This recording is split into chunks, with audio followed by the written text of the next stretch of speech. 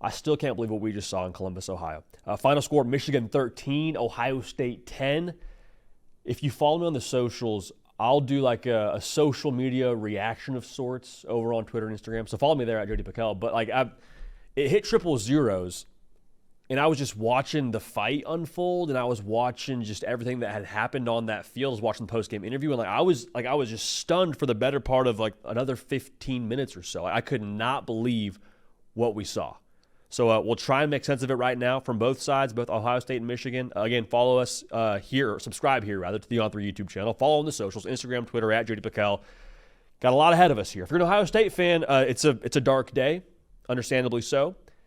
The sun will rise. You have the college football playoff, which gets even more important than it already was after this game. But we'll break down a lot here on this channel, so make sure you're subscribed. So here's the thing that I came away with from the Ohio State side yesterday. It confirmed what the concern was each of the last 3 years, which is that this game for Ohio State, why you lost, has never been about talent. Because you've had superior talent, or on par talent at the very least, I think each of the last 3 years. Last year, you could make the case for Michigan being the closest they've been to you when it comes to a talent perspective. But for Ohio State, again, it was never about talent. Yesterday, you're a full several cities away from wherever Michigan is from a talent perspective, and you're on the right side of that. Like the talent gap is vast in terms of favoring Ohio State, and you lost. Why? Well, if it's not about talent, it's about all the other stuff. All the other stuff you're responsible for as a head coach, and like you saw it throughout the game. Like where's the Chip Kelly offense that I was promised? Where's the dynamic, explosive, creative? I didn't see any of that yesterday. Or if they tried to do it, it didn't work against Michigan, which in itself maybe is an issue. At the end of the game, we got a personnel issue, or we're taking a penalty because we don't have the right guys on the field. Like, are you kidding me? In the last week of the regular season, in the biggest game of your regular season, with your rival, and we can't get lined up properly, and it's the end of the year. Like, what are we doing here? So there's all these things now that you continue to go down the line, and it's like, okay, well, if it's not personnel, it's got to be coaching. And so for Ryan Day, man, like this hurts because Michigan is not going to be more gettable here in the future. Like this was the year for you, obviously, because we allegedly have a $20 million roster. I think most people would agree the best roster in college football, pound for pound. And then Michigan going forward now, let's call a spade a spade. New quarterback, a bunch of new pieces on offense, new head coach. Like there's all these new things they're breaking in. This was their down year. Even Michigan understood that. Folks on the Michigan side were essentially bracing for impact with what this game was going to be. And so to lose this game in Columbus, disaster on every front. On every front. And I think the thing that stuck out as much as anything else to me is like the competitive composure that Michigan had that Ohio State did not have.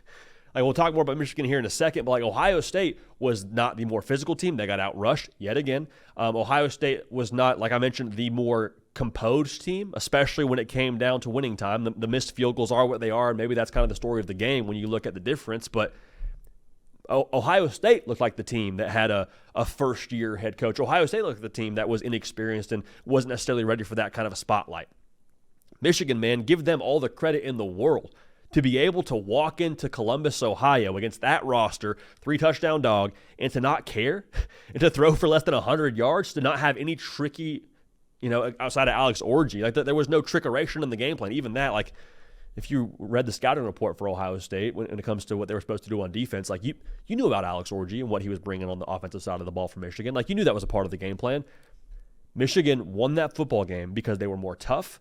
They were more ready for it competitively. They met the moment. All those things combined to why Michigan beat Ohio State yesterday. And honestly, again, none of them have to do with talent.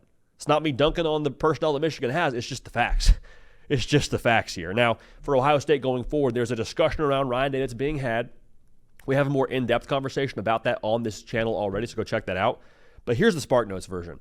I would not fire Ryan Day. The guy's 66-10. Has a Michigan problem. I think at some point in time, if you were to play this thing out another 10 years, I'd be surprised if Ryan Day went 0-10 his next 10 tries against Michigan. I don't call the shots at Ohio State. The folks at Ohio State, there's a standard. It's ridiculous. It's intense. It comes with the territory. Ryan Day is not surprised that there's this volume around this game with Michigan. You know that when you take the job. And so now going forward, if they lose in the first round of the college football playoff, I think he's fired. Going forward, my question is, let's say they get to this, the discussion I laid out for us in this other video on our channel, but just to rehash it, if you get to the national title game, and let's say that you lose by 3 points, volume doesn't die down, I don't think, around Ryan Day. I don't think he gets some kind of pass like, hey, great run. No, the conversation is the same as it is right now. You lost to Michigan. You didn't win the national championship. There's been a lot invested in this roster. What are we doing here? Your quarterback, Will Howard, did not deliver. Felt like more of the same. Even though I think he's an upgrade from Kyle McCord, we weren't able to see that yesterday. And again, some of that I think you pin on Ryan Day for having him in not positions to succeed and not having him ready to play. I think there's some part of that. But going back to what I said, let's say that you fall short just barely of the national championship. Volume's the same. At what point, if you're Ryan Day, are you like, man, I'm done with this, dude. I'm a good football coach. We already said 66-10. Pretty much a double-digit win season every year. Not pretty much. Exactly that, a double-digit win season every year. I'm tired of not being able to go out in public because we lose the one game that we're not allowed to lose. Like, and again, I'm not making excuses. He gets that, but at some point in time, don't you want to just go be a coordinator in the NFL? Like, my guy probably can't even order Uber Eats to the house with his name on it. It says Ryan Day on the label. Like, who knows what happened to that food, man? Best case scenario, they're spitting in it. Like, it's a collection of just horrors if you're Ryan Day and Ohio State right now. They have got to win the national championship. Make that very, very clear. They need to win the national championship. Otherwise, you open Pandora's box even more than it already is. On the Michigan side, I don't want to make this just a purely Ohio State video because if you're Michigan, what I just said, with them being down this year by their standards, who's coming to campus next year? Number one quarterback in all of high school football, number one player in all of high school football, and Bryce Underwood. You don't think maybe that's making a difference in this game? You don't think maybe you're throwing for more than 60-something yards? And that's not dunking on Davis Warren. I'm just saying you won this game, again, because of your DNA traits. Because you're more mentally tough, more physically tough, you swung harder, you executed better. Give a lot of props to Sherrone Moore. A lot of props, because when he got this job, I think a lot of people in some way, shape, or form doubted his qualifications because he's not this big name and Michigan's this massive brand. Is he really ready for that spotlight? If you had any doubts going into yesterday, I don't think you do now. You definitely shouldn't now. They're in the NIL ball game. This is the largest talent gap that I think Michigan will have under Sherrone Moore against Ohio State.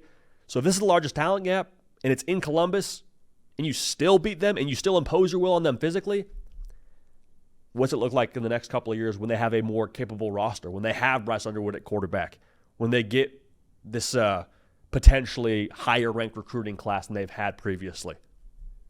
All bets are off. So vibes in Ann Arbor are immaculate. I think Hail to the Victors is probably on repeat right now on all the Spotify accounts. Apple Music, too. No judgment there. But vibes are tremendous. If you're a Michigan fan, if you're an Ohio State fan, you may be in the fetal position, and I don't blame you. Make sure you're subscribed. Make sure you're dialed in. We appreciate y'all. We love y'all. We're going to keep this party rolling. We will see y'all next time.